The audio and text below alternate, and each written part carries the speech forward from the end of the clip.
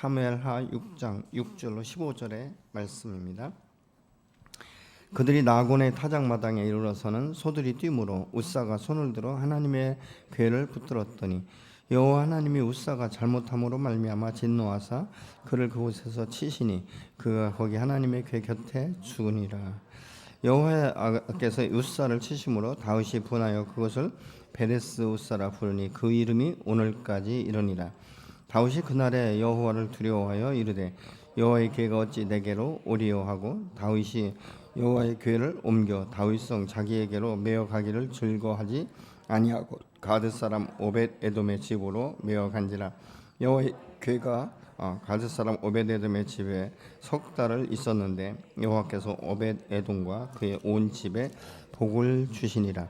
어떤 사람이 다윗 왕에게 아뢰어 이르되 여호와께서 하나님의 궤를 말미암아 오벳에돔의 집과 그의 모든 소유에 복을 주셨다 한지라. 다윗이 가서 하나님의 궤를 기쁨으로 메고 오벳에돔의 집에서 다윗성으로 올라갈세. 여호와의 궤를 맨 사람들이 6걸음을 하매 다윗이 소와 살찐 송아지로 제사를 드리고 다윗이 여호와 앞에서 힘을 다하여 춤을 추는데 그때 다윗의 배에 의복을 입었더라.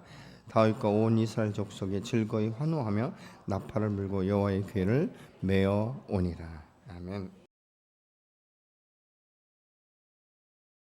사람들이 이 과정은 중요시하지 않게 하고 이 결과만을 중시하기 때문에 많은 사람들이 복을 잃어버리는 경우가 참 많습니다.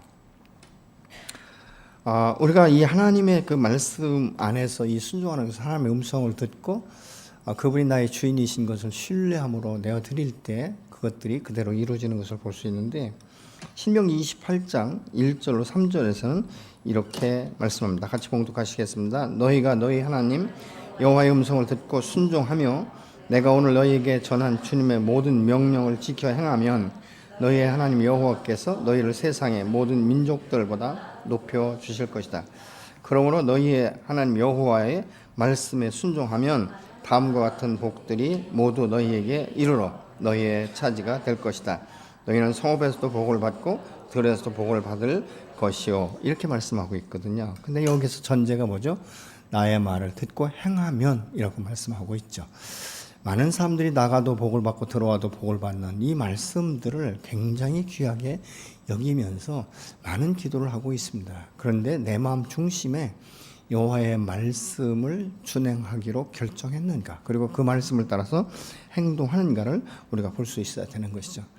믿음의 사람이 말씀 앞에 순종할 때 누가 제일 잘하는지 아십니까? 여호와 하나님께서도 아시지만 이웃 사람들이 아는 거예요. 이 블레셋의 그 아비멜렉이라는 왕이 한올 이삭을 찾아옵니다. 이삭이 이렇게 말해요. 아주 퉁명스럽게 말합니다. 아니 왜 당신은 나를 내쫓을 때가 언제고 이제 뭐가 아쉬워서 내게 다가왔소? 이렇게 이제 반문하거든요. 이때 당시에 어떤 일이 일어나냐면 이삭이 우물을 팔 때마다 이 그랄의 목자들이 그 우물을 자꾸 막는 거예요. 그러면서 이 이삭이 그걸 포기하지 않고 끝까지 그 우물을 파는 이런 모습을 보거든요. 그러면서 이 왕이 무엇을 느끼냐면 야, 이게 이삭을 잘못 건드렸다가는 이 우리나라가 망하겠다, 이런 우리 두려움, 이런 것들이 먼저 앞서게 되는 것이죠. 그래서 온 목적이 뭐냐? 너와 우리가 조약을 맺자, 이렇게 말씀하는데 창세기 26장 28절의 말씀을 같이 봉독하시겠습니다. 그러자 그들이 대답하였다. 여호와께서 그대와 함께 하신다는 사실을 우리가 분명히 알게 되었소. 그래서 우리는 그대와 평화 조약을 맺으려 합니다. 우리와 그대 사이에 조약을 맺읍시다. 사실 이때 인간적으로 보면 이 블레셋이 훨씬 더 이스라엘보다 큰 힘과 권력을 가지고 있습니다. 그럼에도 불구하고 여호와 하나님께서 이 이삭에게 행하시는 이 모든 모습을 볼 때 하나님은 살아계시고 전능하시다는 것을 알았어요. 그렇기 때문에 어떻게 보면 약속 국가에 와서 먼저 조약을 요청하는 것을 우리가 볼 수 있다는 것이죠. 오늘날 믿음의 사람들이 내 자신에 대해서 어떻게 생각하든지 여호와의 말씀을 따라 내가 준행하고 하나님께서 그에게 복을 주시면 이 세상 가운데 능치 못함이 없는 것을 믿으시기 바랍니다. 그래서 믿음의 주의 온전케 하시는 예수를 바라보면서 따라가는 것이 저와 여러분의 인생 가운데 가장 큰 축복 중에 축복인 줄로 믿습니다. 그래서 이렇게 살 수 있는 것은 무엇입니까? 주의 임재가 절대적인 것이죠. 주의 임재가 무엇입니까? 예수 믿고 거듭난 하나님의 자녀들에게는 성령이 임하셔서 우리의 그 현재와 미래까지도 인도하시고 그 걸음을 주관하시기 때문에 그가 푸른 초장 쉴 만한 물가로 인도하시면서 원수의 목전에서도 상을 베푸시는 분이 바로 살아계신 하나님, 전능하신 하나님, 저와 여러분의 주인이 되시는 줄로 믿으시기 바랍니다. 이것이 얼마나 중요하냐면 사도행전 그 13장 22절에 이제 하나님께서 이 사울을 버리시고 다윗을 왕으로 취하셨는데 22절에 보면 이렇게 말씀합니다. 이 다윗은 내 마음에 합한 자다 이렇게 말씀하고 있어요. 이 합하다는 말은 뭐 여러 가지 의미로 해석할 수 있지만 이것입니다.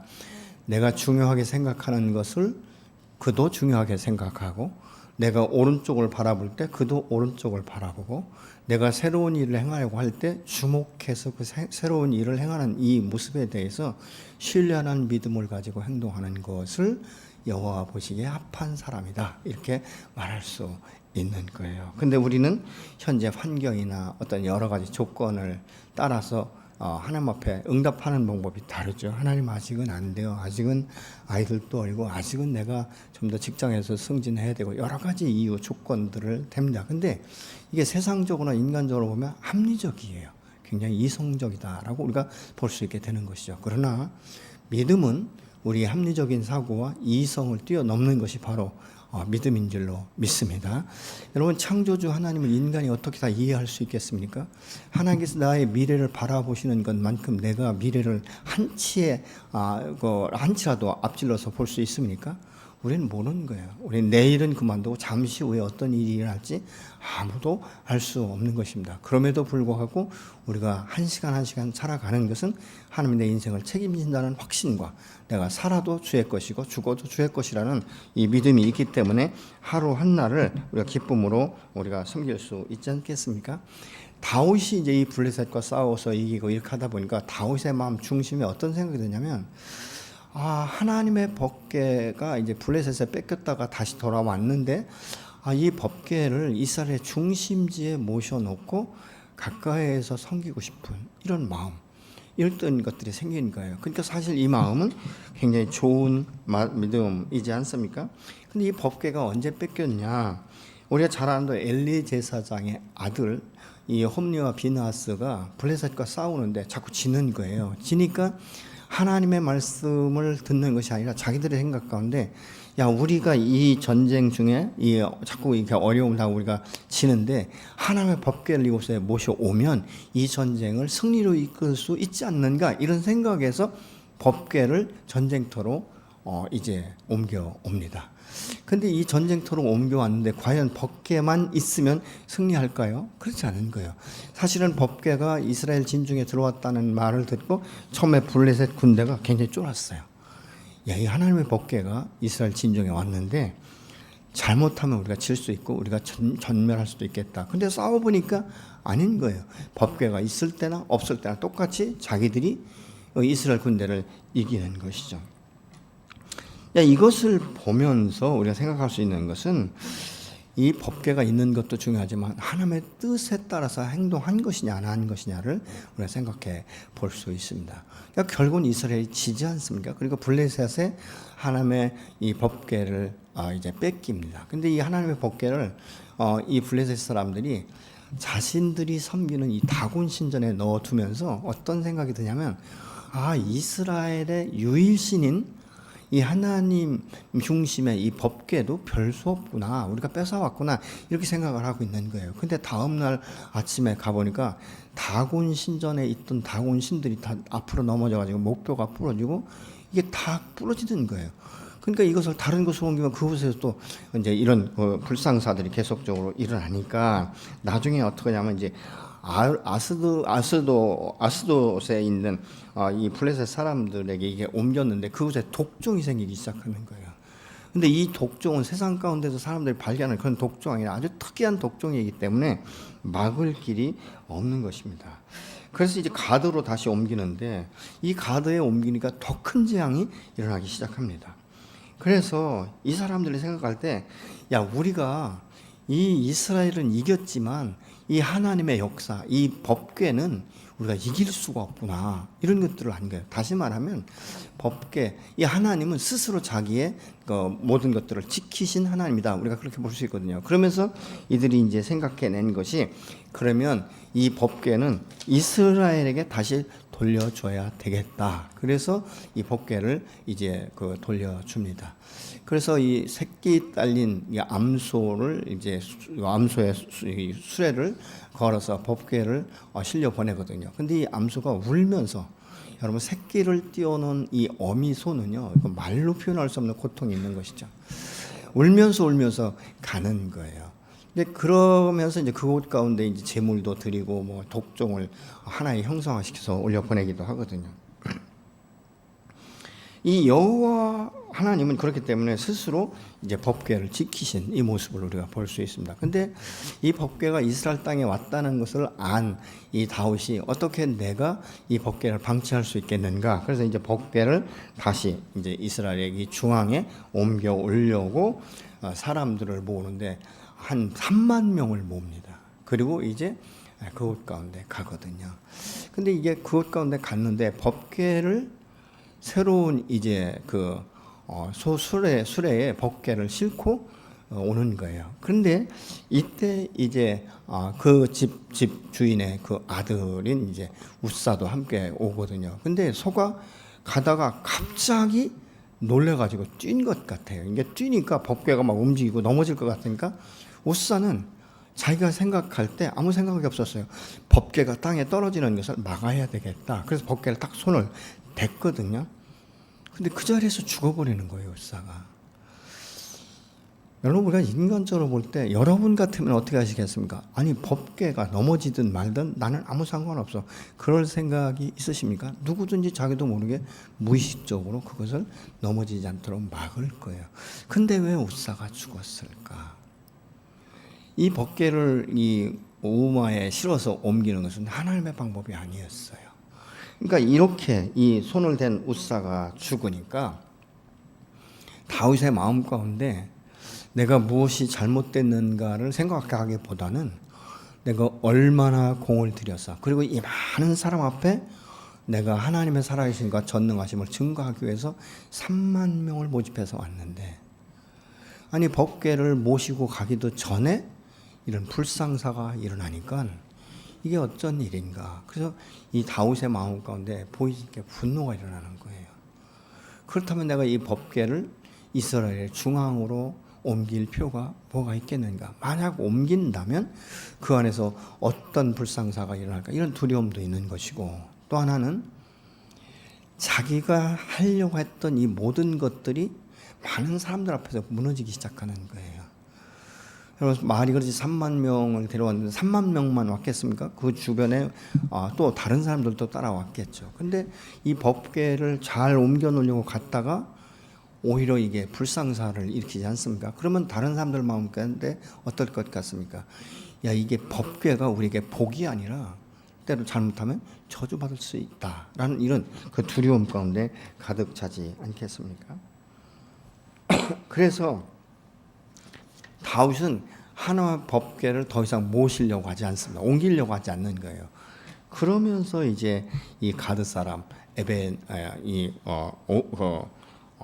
이제 거기에 맡기는 이런 그 모습을 볼 수 있거든요. 그런데 왜 이 법궤를 옮기기만 하면 된다는 이 열정이 다윗에게 앞섰을까?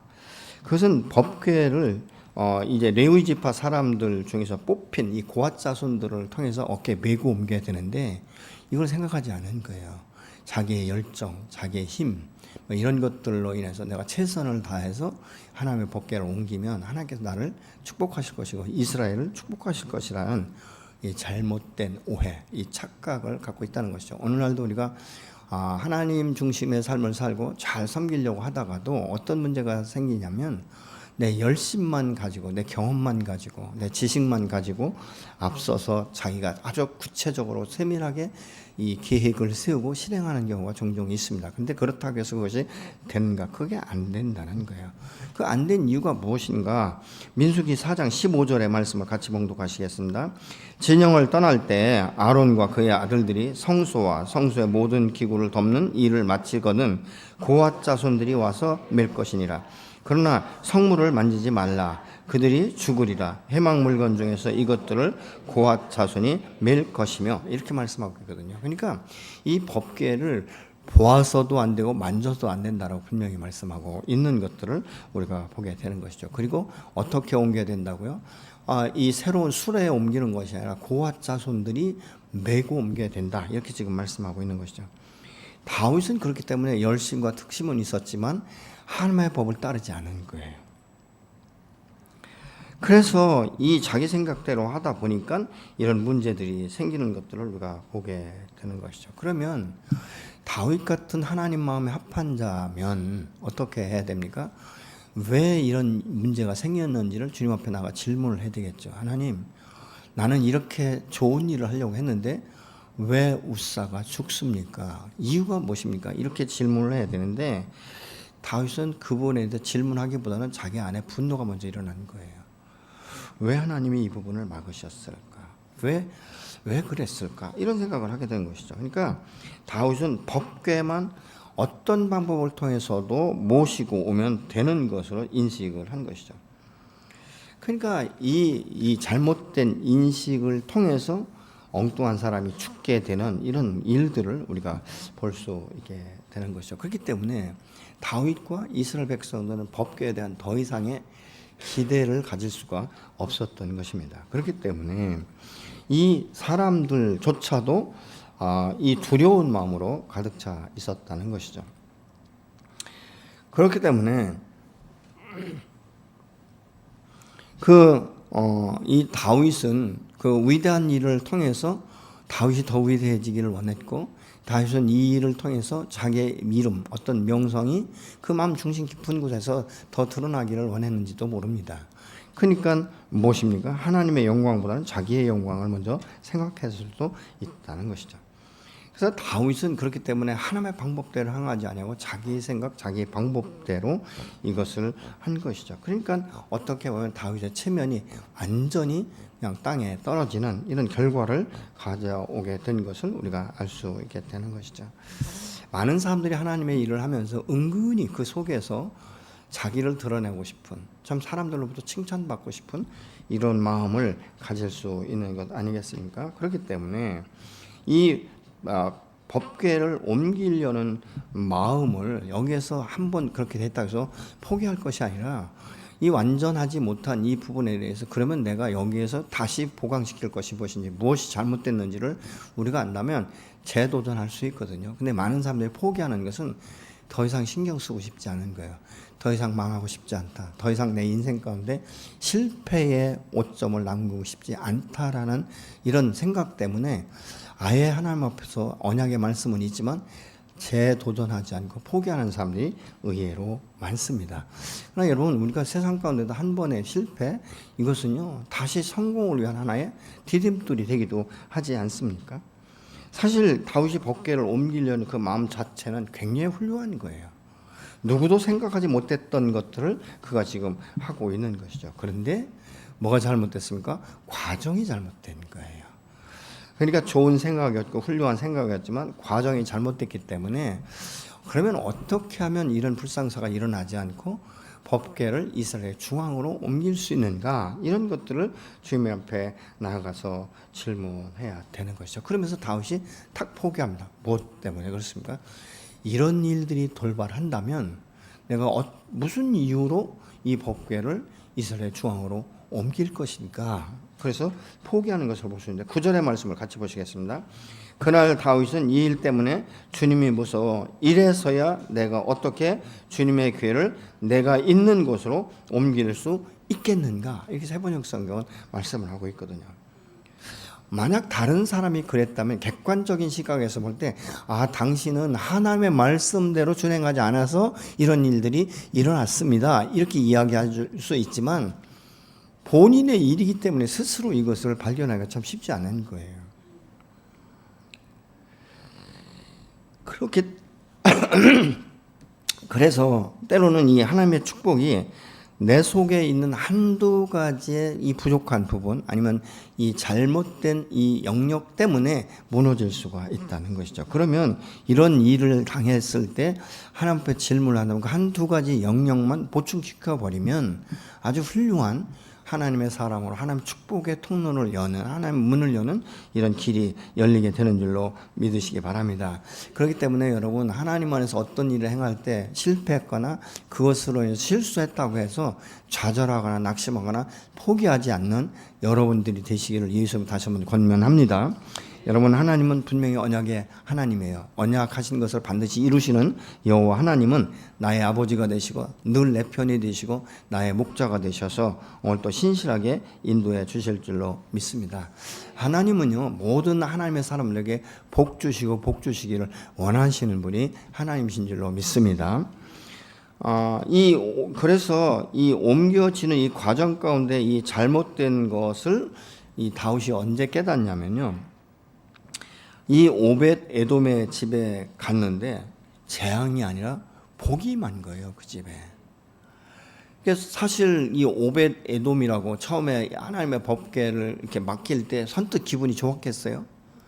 아니 우사가 죽은 것을 보고 다 들었고 다 아는데 아니 법궤를 우리 집에 모시라는 왕 때문에 안 할 수도 없고 하긴 해야 되는데 마음으로는 떨떠름한 거죠. 혹시라도 우리 가정 가운데 문제가 생기면 우리 집 망한다 이런 생각을 한 거예요. 그럼에도 불구하고 그 법궤를 잘 받아들이지 않습니까? 그런데 석 달쯤 되니까 다윗의 귀에 아주 색다른 아주 귀에 쏙 들어오는 소식이 전해진 거예요. 오벳 에돔이 자기 집에 법궤를 모신 후에 그 가정이 복을 받고 그 주변의 사람들이 복을 받았다는 거예요. 그러니까 다윗이 생각하는 거예요. 아니 법궤를 내가 모시고 옮겨올 때는 우사도 죽었는데 법궤가 떨어질까 봐 막았던 우사도 죽었는데 어떻게 이 오벳 에돔의 집에 가 있을 때 그 집이 복을 받았는가 생각하지 않았겠어요? 그러면서 이제 다윗이 전혀 다른 이 모습을 볼 수 있는데 11절의 말씀을 같이 봉독하시겠습니다. 여호와의 궤가 오벳 에돔의 집에 석 달을 있었는데 여호와께서 오벳 에돔과 그 온 집에 복을 주시니라. 석 달이 지났는데 석 달 만에 오벳 에돔의 집에 복을 주셨다는 거예요. 그러니까 아주 귀가 쫑긋하지 않겠습니까? 여러분 주변에 어떤 집사가 정말 처음에 볼 때는 별 복을 못 받았는데 한 3개월쯤 지났는데 문이 열리기 시작했다는 거예요. 물질의 복이 있었다는 거예요. 건강의 축복이 있었고 건강의 회복이 있었다는 거예요. 그러면 여러분 마음이 솔깃하지 않아요? 아니 저 사람은 어떻게 저렇게 복을 받지? 어떻게 물질의 문이 열렸지? 이런 생각들을 하게 되는 거예요. 근데 그 과정을 석 달이 된 이때에 다윗이 생각하게 된 거예요. 무엇이 문제였는가? 이것을 이제 생각하는 것이죠. 사실 이 석 달이라는 기간은 여호와 하나님께서 다윗의 그 심령을 소생케 하는 그 축복의 시간이었어요. 여러분 우리가 때로는 이 시류에 빠질 때도 하나님이 그 기간 동안 짧고 긴 기간 동안 하나님을 다시 한번 바라볼 수 있고 하나님의 음성을 들을 수 있는 기회의 시간인 줄로 믿으시기 바랍니다. 그래서 이 시편 23편 3절의 말씀을 같이 봉독하시겠습니다. 내 영혼을 소생시키시고 자기 이름을 위하여 의의 길로 인도하시는도다. 내 영혼을 소생시키는 목적이 뭐 때문에요? 자기의 의를 드러내면서 자기의 그 이름을 위하고 또 의의 길로 인도하신다는 거예요. 그러니까 하나님은 자신의 백성이 엇나갈 그때에 영혼을 소생시킬 수 있는 기회를 우리에게 주시는 줄로 믿으시기 바랍니다. 그래서 그때 우리가 정신을 차리고 여호와 앞에 나아가 구할 때 하나님께서 내 귀를 열어주시고 내 영안을 열어주시고 우리 안에 있는 성령의 역사가 운행되기 시작하는 거예요. 그래서 그것을 분별하면서 이제 주님 앞에 지혜를 구하고 나갈 때 하나님은 정확하게 말씀하십니다. 너 이 부분 잘못된 거야. 너 이 부분 오해한 거야. 너 이 부분은 내 말에 순종하지 않는 거야. 네 생각이잖아. 너 맨날 입으로는 내가 너의 주인이라고 말하고 있지만 너의 삶을 보면, 너의 행동은 여전히 내가 옛사람의 정서를 따라 사는 것을 보니까 너는 네 인생의 주인이 너야. 이렇게 깨닫게 하시는 거예요. 이게 소생한다는 말은 변화를 의미하고 있거든요. 생명으로, 생기로 이렇게 변화되는 것들을 말하고 있는 것이죠. 근데 하나님은 각 사람의 영혼을 소생시키실 때 동일하지 않다는 거예요. 굉장히 다양하다는 것이죠. 그 사람의 성품, 그 사람의 어떤 환경, 또 그 사람이 현재 당한 일들, 이런 것들을 종합해서 처방을 하시는데 온전한 처방전을 내려주시는 줄로 믿습니다. 사람이 아파 보면요, 의사의 말 한마디가 사람을 살리기도 하고 사람을 넘어지게도 하더라고요. 얼마 전에도 제가 이제 그 1년 정도 됐죠. 수술하고 1년 돼서 이제 검사를 하고 일주일 동안 그게 이제 검사하는 기간, 이게 나오는, 그러니까 결과가 나오는 기간인데, 이 일주일이 참 길면 길고 짧으면 짧고 어떤 때는 생각하고 싶지 않더라고요. 근데 서울 가는 그 1시간, 그리고 그 의사를 면접할 때 만나는 그 기다림과 이것은요, 진짜 힘들어요. 어떤 결과가 나올까. 근데 의사를 만나서 면담하는 시간이 문제가 없으면 5분 안에 끝나요. 쫙 사진 보고, 좋습니다. 괜찮습니다. 3개월 후에 오세요. 이거예요. 근데 문제가 생기면 설명이 길어지고 재수술도 해야 되고 이제 이런 일들이 있으니까, 그러면서 제가 참 목사이고 믿음의 사람이라고 말하겠지만 어떤 때는 제 아내한테 참 내 믿음 별거 아니다. 내가 이 정도 수준밖에 되지 않는가. 때론 내가 설교할 때 살고 죽는 것은 주님 손에 달려있다라고 당당하게 말을 하지만 실질적으로 내 모습을 볼 때는 이게 나도 별 수 없는 사람이구나, 이런 생각을 해봐요. 그래서 지난번에 검사하고 그 결과가 나올 때까지 일주일은요, 수술할 때보다 더 힘들더라고요. 이제 이런 그 시간들 있죠. 그러니까 사람이 약한 거예요. 근데 그 모습에서 뭘 느끼는지 아십니까? 아직도 내가 주님에 대한 온전한 신뢰가 작다는 것을 깨닫는 것이죠. 그것이 바로 그렇게 하면서 이제 회개하는 것을 우리가 볼 수 있게 되는 것이죠. 하나님은 굉장히 다양한 방법으로 각 사람에게 꼭 필요한 처방전을 주시는데, 그 처방전을 받을 때 우리가 아멘으로 화답하고 순종하면 바로 하나님의 영광을 드러낼 수 있는 힘과 능력을 주시는 줄로 믿습니다. 다윗이 이 3개월 동안 깨달은 게 있어요. 역대상 15장 2절로 3절의 말씀을 같이 봉독하시겠습니다. 그리고 석 달 전에 실수를 거울 삼아 이렇게 지시하였다. 이번에는 네의 사람을 골라서 법궤를 모여 오도록 하라. 여호와께서 몸소 네의 사람들을 뽑아 세우시어 그들만이 법궤를 운반하고 언제나 법궤를 모시도록 허락하셨기 때문이다. 그리고 나서 다윗은 자기가 마련해 놓은 장소로 여호와의 법궤를 모셔오기 위해 온 이스라엘 백성들을 예루살렘에 모이게 하였다. 이렇게 지금 말씀하고 있거든요. 3개월이 지난 후에 다윗은 굉장히 달라진 거예요. 근데 사실 이 법궤를 메고 온 네의 사람 중에서 이 뽑힌 사람들은 모세를 통해서 여호와가 주신 말씀대로 행했다는 거예요. 그래서 우리가 이 말씀을 통해서 다윗의 모습에서 우리가 무엇을 기억할까를 한 3가지로 생각해 보면 이렇습니다. 첫 번째, 다윗은 자신의 계획의 중심에 자신이 아닌 여호와께 그 중심을 내어드렸다는 거예요. 그러면서 그 말씀대로 순종하기로 결정한 것이죠. 더 이상 고집을 부리지 않습니까? 내 의견이, 내 열정이, 내 힘이, 이런 말을 전혀 붙이지 않습니다.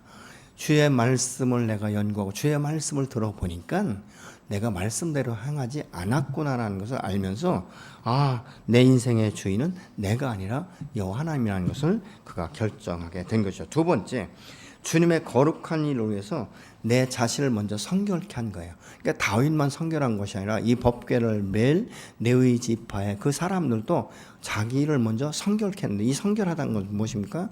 물로 씻는 것, 이것이 아니라 자기의 마음을 오늘날 예수 그리스도의 보혈로 덮고 자기의 죄를 회개하는, 그래서 거룩한 영으로 새롭게 되어지는 이 과정들을 지금 다윗이 거치고 있다는 것입니다. 세 번째는 전에 말씀을 따르지 않은 것에 대한 잘못을 시인한 거예요. 하나님, 당신의 말씀대로 준행하지 않고 내 생각과 내 계획대로 한 것이 얼마나 잘못되었고 그것이 죄인지 이제 알았습니다. 그러면서 회개하는 것이죠. 그래서 여러분, 우리가 주 안에서 하나님의 복을 받기만을 원하는 것이 아니라 내 안에 이런 준비가 먼저 되어야 될 줄로 믿습니다. 그릇이 깨끗해야 깨끗한 음식을 담을 수 있는 거예요. 아무리 깨끗한 이 음식도요, 그릇이 준비하지 않은 지저분한 그 그릇에 담겨오면 음식 자체도 불결해 보이지 않습니까? 제가 좀 못된, 어떻게 보면 아주 좋지 않은 성품이 있는데요, 아무리 맛이 좋아도 지저분한 음식점은 제가 안 들어가요. 벌써 딱 들어가면 마음이 확 위축이어요. 이거 정말 깨끗할까? 이거 먹어도 탈나지 않을까? 이런 생각이 드는 거예요. 모르겠습니다. 여러분 어떤지 모르지만 이제 그런 그 부분들을 우리가 보죠. 하나님의 이 앞에 자신의 삶을 돌아보는 시간들이 저와 여러분에게 필요한 줄로 믿습니다. 오늘 아침에 일어나서 어제의 삶처럼 동일하게 사는 것이 아니라 오늘은 내가 어떻게 하나님을 바라보며 살아갈 것인가, 이것을 우리가 생각하면요, 항상 우리의 마음 가운데 중간중간에 무엇이 오는지 아십니까? 내가 지금 이렇게 시간을 보내는 것이 하나님의 뜻인가? 내가 지금 이렇게 살아가는 것이 하나님이 보시기에 합한 것인가? 이런 것들을 중간중간 생각하면서 자기가 재점검하는 이런 기회가 되어져요. 그러니까 어떤 분들은 그러죠. 내가 너무 바빠서 생각 없이 살았다. 아니에요. 생각 안 하기로 결정하는 것 아니겠습니까? 그냥 무의식 중에 습관대로 살아가는 것 아니겠습니까? 여러분 하루하루의 삶이 습관대로 사십니까? 아니면 좀 중간중간 점검하면서 사십니까? 아마 여러분 자신은 스스로 아실 거예요. 그러면서 이제 다윗이 자기 마음 가운데 새로운 일들을 행하기로 확정을 합니다. 그 자기의 마음이 확정되었을 때 이것을 선포하는 거예요. 그 믿음의 사람은요, 그냥 생각나는 대로가 아니라 하나님 앞에 기도하면서 그런 부분을 다 다시 한번 재정비하고 나서 내 마음에 확정됐을 때 주님 말씀하십시오. 주의 종이 듣겠습니다. 이런 마음 자세를 가지고 나갈 때 하나님은 그를 통해서 크신 영광을 드러내며 당신의 영광을 드러나게 할 줄로 믿습니다. 역대상 15장 13절에서부터 15절의 말씀을 다 같이 한 음성으로 봉독하시겠습니다. 지난번에는 여러분이 오시지 않아 우리 하나님 여호와께서 무서운 형벌을 내리셨소. 우리가 규정대로 법궤를 모시고 오지 못한 것이 잘못이었어. 그래서 제사장들과 레위 사람들은 몸을 정결하게 하여 이스라엘 하나님 여호와의 법궤를 모셔 채비를 하였다. 레위 사람들이 법궤를 채에 꿰어 어깨에 메었는데 모두 여호와께서 모세에게 가르쳐 주신 대로 하였다. 이렇게 말씀하셨어요. 모든 일을 행할 때 모세를 통해서 여호와께서 가르쳐 주신 대로 행했다라고 말씀하고 있지 않습니까? 여러분, 우리가 이게 말씀대로 준행하는 거예요. 내 생각과 내 뜻대로 말씀을 풀어내는 것이 아니라 계시록에 기록된 말씀들을 성경을 통해서 이해가 되어지고 깨달아지면 그 부분에서 회개하고 정결케 하고 말씀대로 행하기로 결정하는. 그래서 이 다윗이 새롭게 법궤를 옮겨 올 때는요, 자신의 생각이 아니라 하나님께서 이미 주신 이 규례대로 행한 줄로 믿습니다. 그러면서 이 법궤를 메고 오는데 너무너무 마음이 기쁜 거예요. 그리고 이전처럼 어떤 자기 마음가운데 분노가 일어나는 것이 아니라 굉장한 기대감을 가지고 지금 법궤를 메고 오는 것을 우리가 볼 수 있게 되는 것이죠. 그러니까 우리가 하나님의 일은요, 내 생각대로 내 계획대로 아니라 여호와의 그 말씀대로 준행하기로 결정하는 것이 바로 큰 축복의 문인 줄로 믿습니다. 다윗이 오벳 에돔의 집에서 하나님의 말씀을 따라서 법궤를 메고 올라올 때 그 나팔을 불면서 그 중에서 노래를 잘하는 사람들이 앞서서 노래를 하게 하는 거예요. 여러분과 예배할 때 왜 성가대 찬양이 우리에게 기쁨이 되고 예배 팀들의 찬양이 우리에게 은혜가 되는지 아십니까? 그들의 영성을 통해서 우리가 흘러오기 때문에 그런 거예요. 제가 스위스에 갔을 때 훈련을 받는데요, 한국 사람은 굉장히 체면 문화가 많잖아요. 목사가 손 들고 춤을 추어 보세요. 여러분 어떻게 생각하시겠어요? 제가 이 강단에서 막 춤을 추고 막 노래하고 손을 들고 엎드리고 막 이러고 때로는 막 너무 막 옷을 막 벗어 제끼고 이런다면 어떻게 생각하시겠어요? 야, 우리 목사님 되게 성령이 충만하다, 은혜 받았는가 보다, 이러시겠어요? 목사님 채통도 없이 체면도 없이 왜 저러시나 이럴 거 아니에요. 근데 이 수에서 예배를 드리는데요, 막 춤을 추고 막 난리가 났어요. 막 소리 지르고 제가 처음에 이런 무질서한 사람들이 있냐, 어떻게 하나님 앞에 저렇게 경망되게 예배를 드리냐 이런 생각을 했는데 2개월쯤 지나니까요, 저도 모르게 손이 들어지더라고.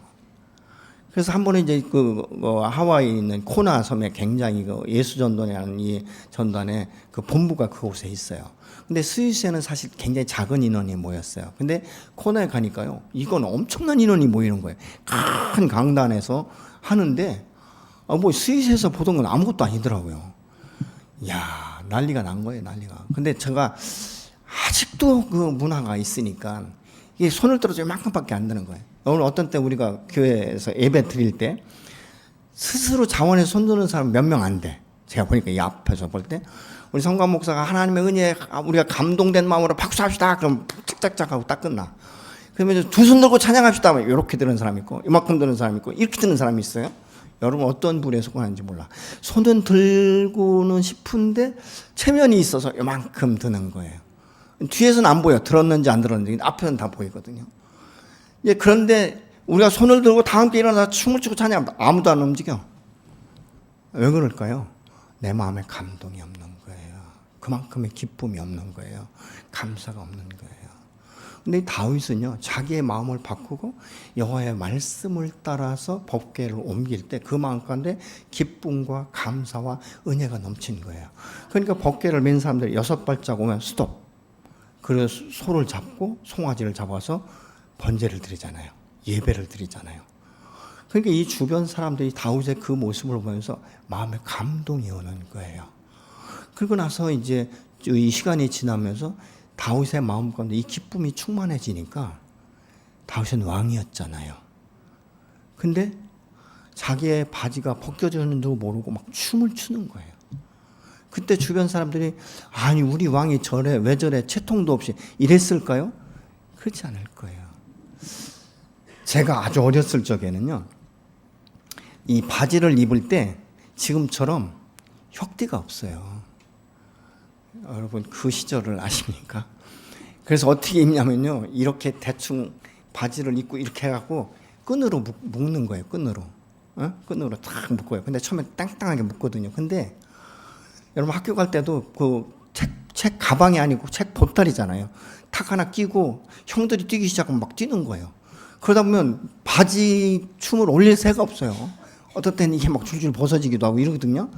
근데 그걸 또 보고 막 웃는 놈도 있는데 그 웃는 놈도 나중에 보면 제 바지도 벗었어. 제 바지 벗어지는 것도 모르는 거예요. 그것이 뭐냐면 아무 생각 없는 거예요. 아무 생각. 그러니까 다윗은 지금 왕의 채통을 벗어버리고 바지가 벗겨지는 줄 모르고 춤을 추고 기뻐하고, 이것은요 그 마음과 내 성령에 감동이 온 거예요. 감동이 오니까 주님만을 바라보고 이 법궤가 지금 이 다윗성에 들어온다는 이 생각에 기쁨이 충만한 거예요.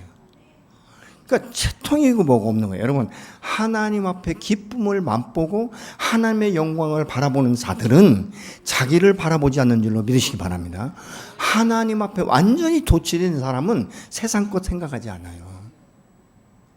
얼마나 기쁘면, 얼마나 감격했으면, 얼마나 감동이 됐으면 자기의 바지가 벗겨지는 줄도 모르고 춤을 췄을까. 그러니까 이런 모습을 우리가 볼 수 있다는 것이죠.